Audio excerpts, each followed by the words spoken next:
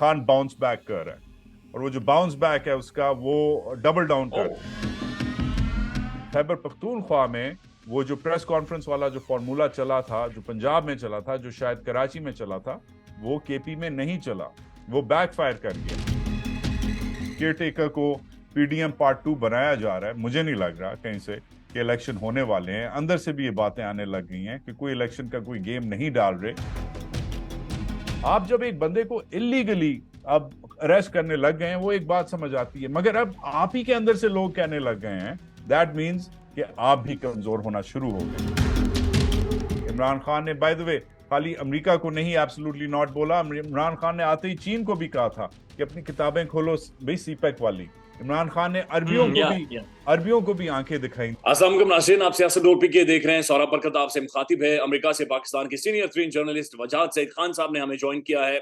Black shirt पहनी हुई है, मेरे साथ ट्रेनिंग की हुई है आज इन्होंने, और गुस्से में, खासे गुस्से में, लेकिन मुस्कुरा रहे। वजाहत सईद खान साहब, अस्सलाम वालेकुम सर। वालेकुम सलाम सौरभ, कैसे हैं? खैरियत से हैं? फिटफाट। सबसे पहले सबसे इंपॉर्टेंट और सबसे अहम तरीन सवाल, ये जो आपके पीछे साइकिल लटकी हुई है, ये आप चलाते भी हैं या पाकिस्तान की इकोनॉमी और बहुत सारे मसाइल की तरह ये हमेशा उधर ही लटकी रहती है बस? यार, ये बड़ा अच्छा सवाल है। असल में यार, न्यूयॉर्क में ना साइकिलें बहुत चोरी होती हैं, गाड़ी से ज्यादा साइकिल चोरी होती है। ठीक है।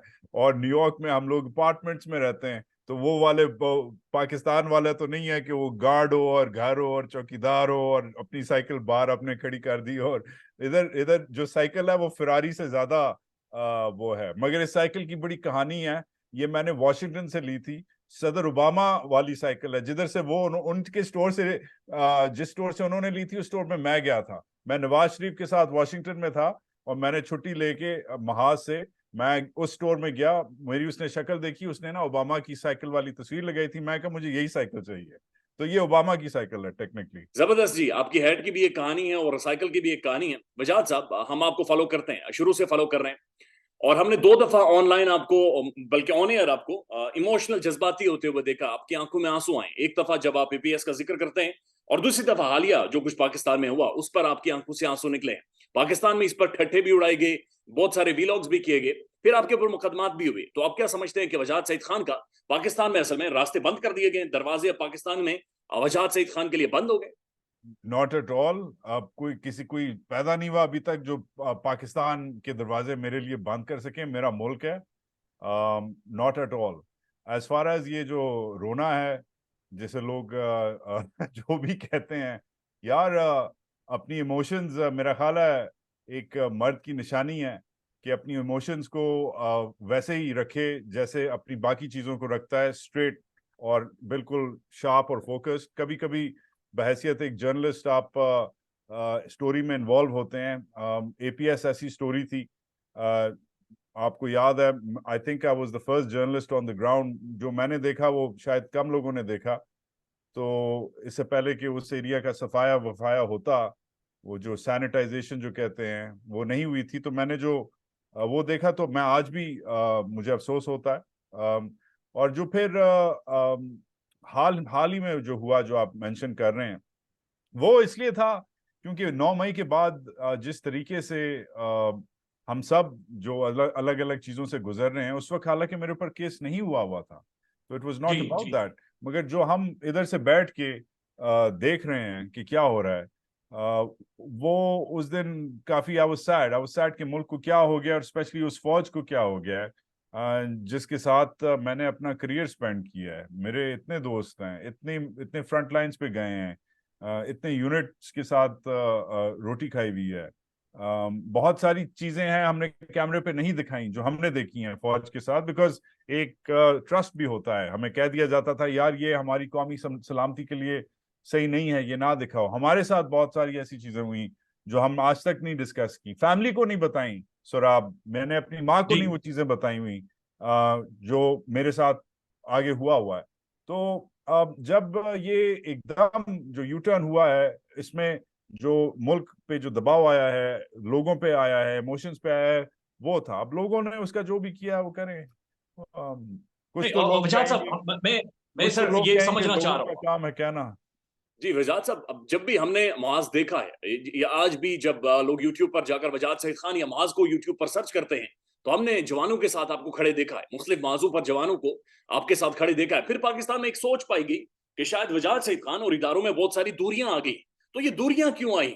असल में वो बुनियादी बात क्या है? मैं आपके एक व्लॉग में देख रहा था, आपने कहा कि आपके नानी का एक ट्वीट भी आपसे बुलाकर डिलीट करवाया गया। तो ये दूरियां, इसकी वजह क्या है बुनियाद? Not at all. इनको मैंने पहले दिन से कहा, मैंने 2005-6 से जब रिपोर्टिंग आईएसपीआर के साथ काम करना शुरू किया, अलग अलग छावनियों में जाना शुरू किया, ये जो तुम पीछे बैजेस देख रहे हो ये कुछ वो फॉर्मेशंस हैं जिनके साथ मैंने काम किया हुआ है। और काम किया हुआ है मतलब कि इनके साथ आगे गया हुआ हूँ, इनके साथ रहा हुआ हूँ, इनके साथ मशकें की हुई हैं। तो इनको मैंने पहले दिन से ही बताया कि sir, reporting on the army is not reporting for the army. फौज पे रिपोर्टिंग करने का ये मतलब नहीं है कि फौज के लिए रिपोर्टिंग की जाए, इसमें फर्क है। अब जो पिछली जनरेशन थी अफसरों की, वो तो शायद इस बात को समझते थे, मगर जो आखिरी दिनों में जो हम देख रहे थे, स्पेशली जनरल बाजवा के अंडर, जैसे मुल्क बदला, जैसे वक्त बदला, जी। जैसे फौज बदली, तो वैसे ही अफसर बदले। तो उन दिनों में फिर टेनेबल नहीं रहा मेरे लिए कि मैं रहूं। और क्योंकि मैं एक इनहेरेंटली मैं बलूचिस्तान का हूं, हम वैसे ही थोड़ी सी अलहदगी पसंद हैं, हम वैसे ही गुस्से में रहते हैं। तो हमें अगर तंग किया जाए, या हम लड़ाई करते हैं या हम बाहर चले जाते हैं। तो मैं बाहर चला गया पढ़ने। दैट्स इट, दैट्स इट, इससे ज्यादा नहीं। अब अगर लार्जली हम देखें, अब इन लार्जर कैनवस, तो इमरान खान के लिए ग्राउंड कितना बचा है? क्या खान दोबारा से यहाँ से कम बैक कर सकता है? क्या इमरान खान की वापसी यहाँ पर हो सकती है? उसके बाद हम बात करेंगे। मैंने अभी आपका व्लॉग भी देखा है, एक एक्सक्लूसिव स्टोरी आपने ब्रेक की है, बड़ी इंटरेस्टिंग स्टोरी है, उस पर बात करते हैं। लेकिन पहले ये बताएं कि इमरान खान के लिए ग्राउंड कितना बचा है? खान यहाँ से को वापसी का रास्ता इमरान खान देख रहा है?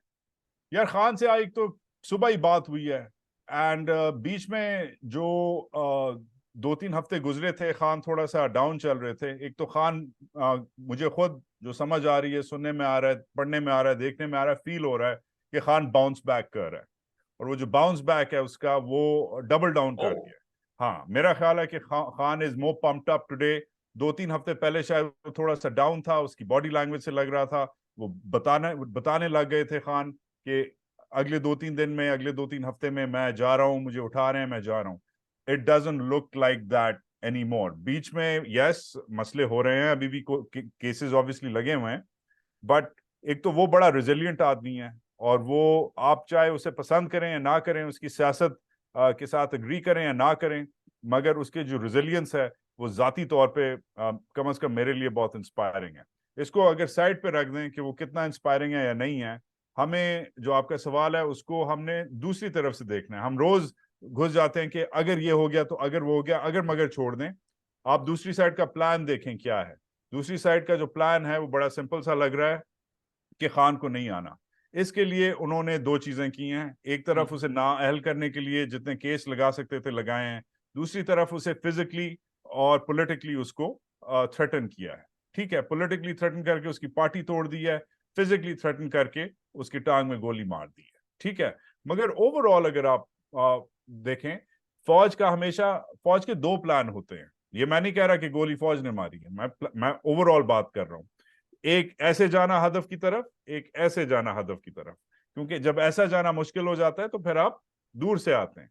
तो जो दूर से आने की कोशिश हो रही है वो आज चंद घंटों जी। पहले हमने देखी कि पार्लियामान में किस तरीके से अब केयर टेकर जो सेटअप है, जो पूरी दुनिया में एक रिवायत है कि केयर टेकर के पास एक एक एक एक नर्स को नौकरी देने की पावर नहीं होनी चाहिए। उसका पावर एक नहीं होती, उसका राइट। एक ही काम होता है कि आप इलेक्शन करवाएं और चुपचाप निकल जाएं।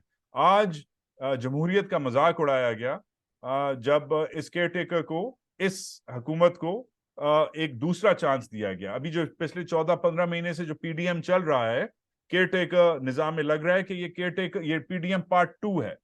तो पीडीएम पार्ट 1 खत्म ओ, होने को है और पीडीएम पार्ट 2 आने को है। तो इनका जो जो मकसद है क्लियरली यही है कि या अगर इधर से नहीं खान को रोक सकते तो इधर से रोक लें।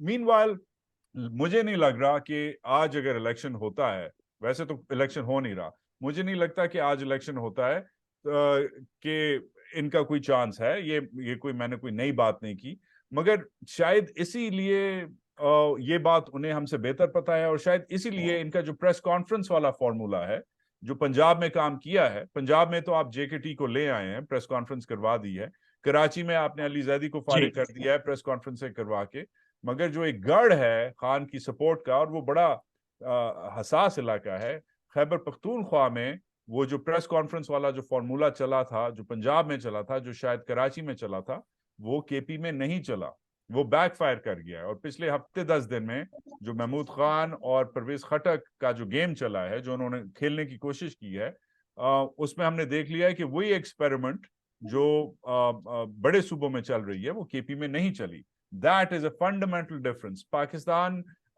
एक बहुत डाइवर्सिफाइड मुल्क है। आप जो रूल्स हैं, जो कराची में जिस तरीके से आप एमक्यूएम को तोड़ सकते हैं, उस तरीके से आप केपी में पीटीआई को नहीं तोड़ सकते। शायद इसीलिए ये चीज इन्हें समझ आ रही है। साथ साथ जो मदमशुमारी वाला जो है, जो एक नया गेम खुल गया है कि मदमशुमारी हो, कहीं से नहीं लग रहा कि इनकी कोई स्ट्रैटेजी काम कर रही है, मगर इनके जो इंटरनेशनल इत्तेहादी हैं वो इनके साथ अभी तक हैं। मगर अब हमने देखा काफी महीनों से अमेरिका चुप था, चुप था, चुप था। आपके शो पे भी लोग पूछते थे, हमारे शो पे भी पूछते थे, वैसे भी पूछते थे अमेरिका क्यों चुप है। पिछले हफ्ते 10 दिन में एक नहीं, दो नहीं, 3 अमेरिकन ने ये बात की है।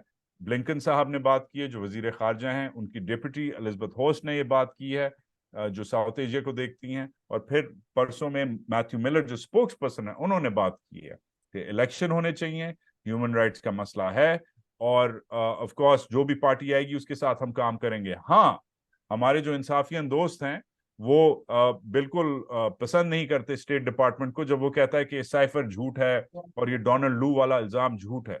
मगर अगर हम आप वो ऑब्वियसली कभी एडमिट नहीं करेगा कि हाँ जी आप बिल्कुल सही कह रहे हैं, मगर वो बड़े महीनों बाद आपका जो मुद्दा है, जो पाकिस्तानी अवाम का मुद्दा है कि बस हो गई है, बहुत हो गई है, बहुत अरसे बाद वो मुद्दा वॉशिंगटन में अब वो प्रेशर बन गया है।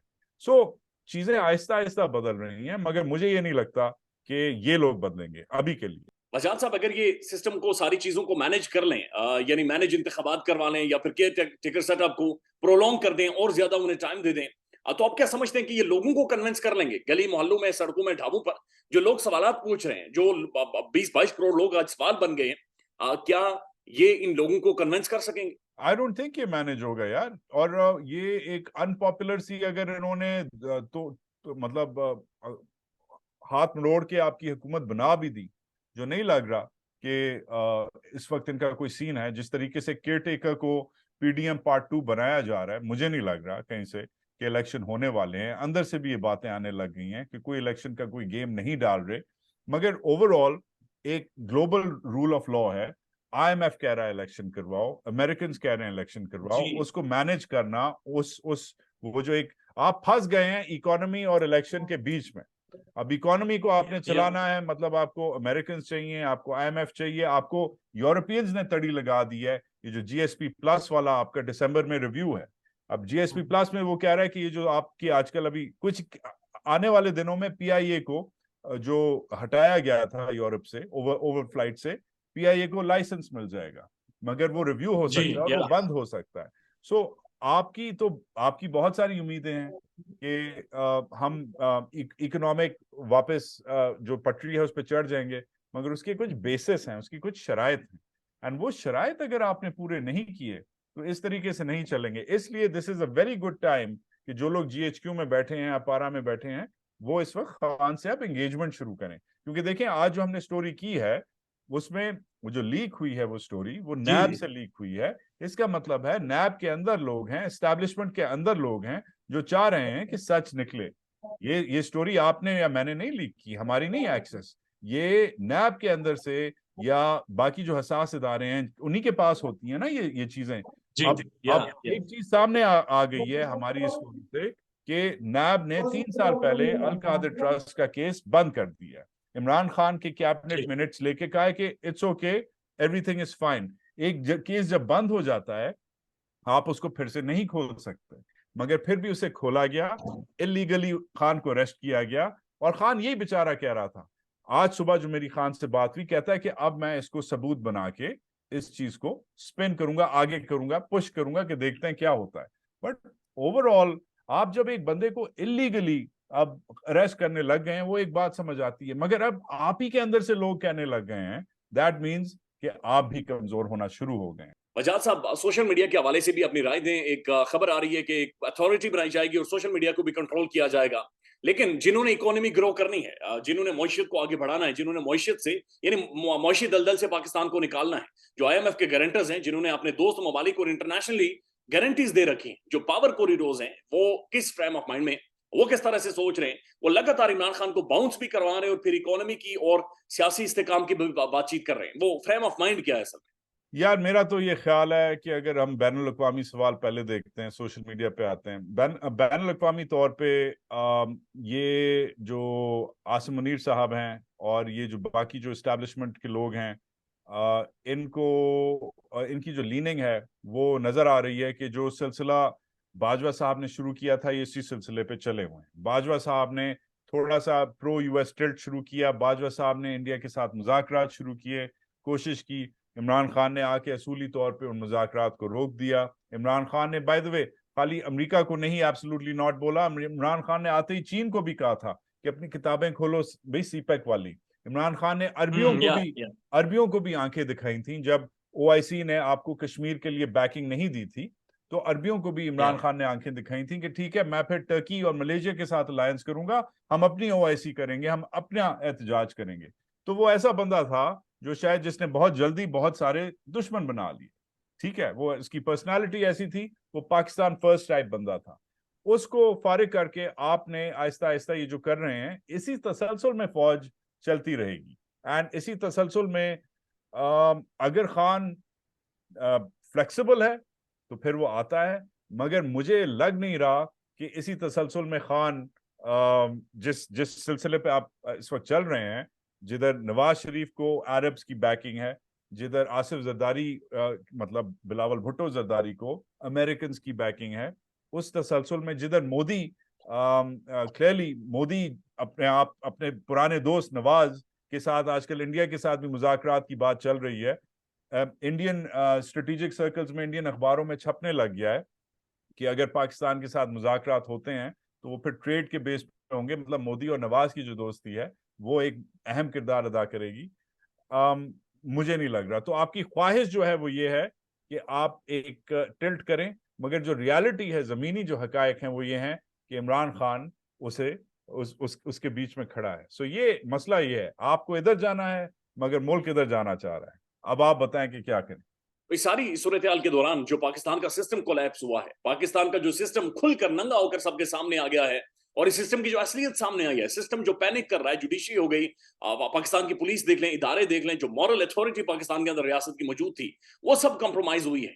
सिस्टम किस तरह से खुद को रिवाइव करेगा, सिस्टम खुद को कैसे कन्विंस करेगा, और लोगों का और रियासत का जो कॉन्ट्रैक्ट है वो किस तरह से महफूज रहेगा?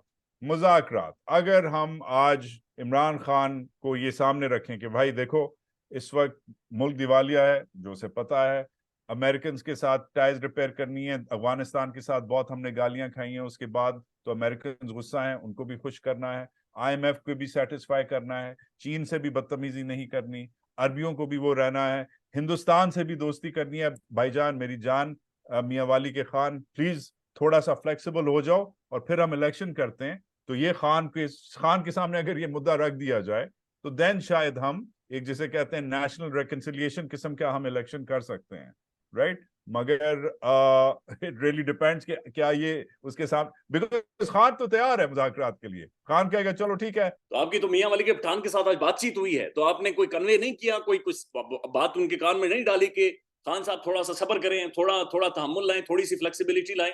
कोई पठान ने बात समझी या नहीं समझी?